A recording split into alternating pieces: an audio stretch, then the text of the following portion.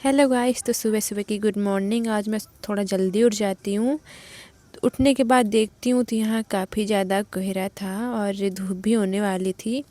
फिर मैं नहा धो करके रेडी रहती हूँ। फिर मैं यहाँ मम्मी के खाना बनाने में हाथ बटवाने लगती हूँ। इसके बाद फिर यहाँ पास से हमारी बहन बैठी थी, वहीं पास बैठा था हमारी भाभी का लल्ला, तो उसी की सेवा में सब लोग लगे थे। फिर मैं जाकर के देखती हूँ तो यहाँ पाइप भी खुल गया था पानी वाला। फिर मम्मी हमारी आती हैं तो पाइप जोड़ती हैं और यहाँ टंकी में पानी भी भरा हुआ था, तो वहाँ हमको भरने की ज़रूरत नहीं पड़ी। फिर मैं और आगे जा कर के देखती हूँ तो फिर हमारे भैया भी चल देते हैं मार्केट की ओर। और यहाँ पानी तो इतना लीकेज कर रहा था कि काफ़ी ज़्यादा भर गया था। घर में हमने आकर के देखा तो ये छोटा डॉन हमारी भाभी का बोनस बैठे मगन हो रहा था गोदी में आने के लिए। और ये तो आज सुबह सुबह से नहाई थी लेकिन अपने बालों को नहीं धुली।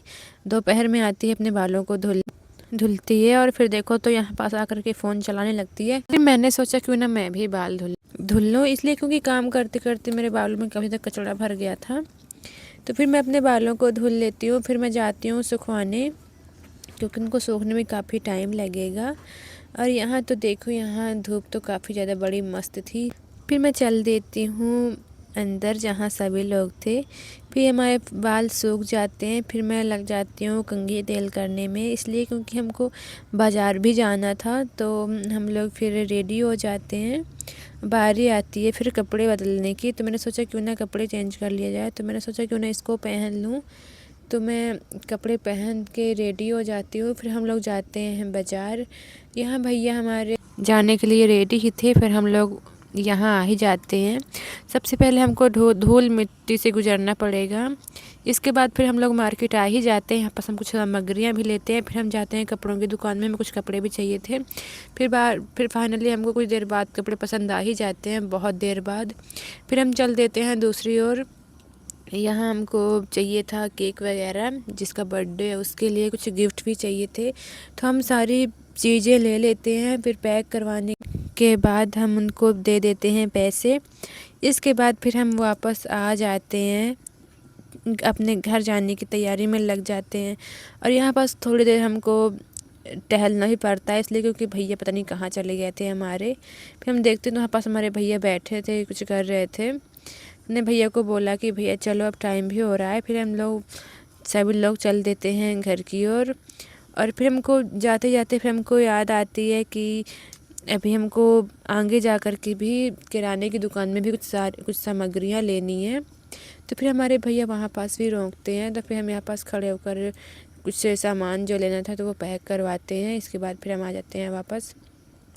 और हाल तो बिल्कुल ख़राब ही हो गया था, क्योंकि हम ऐसे ही लिए थे, एक हाथ में फ़ोन एक हाथ में पन्नियाँ इतनी सारी। तो फिर हम लोग घर आ ही जाते हैं। और घर आने के बाद फिर हमारा खाना बनने लगता है। तो आज हमने सोचा क्यों ना पनीर की सब्ज़ी बनाई जाए। इसके बाद हम पनीर को काटने लगते हैं। पूरा हमारा मसाला वो बन के रेडी हो जाता है, उसका पूरा पेस्ट सब्ज़ी का।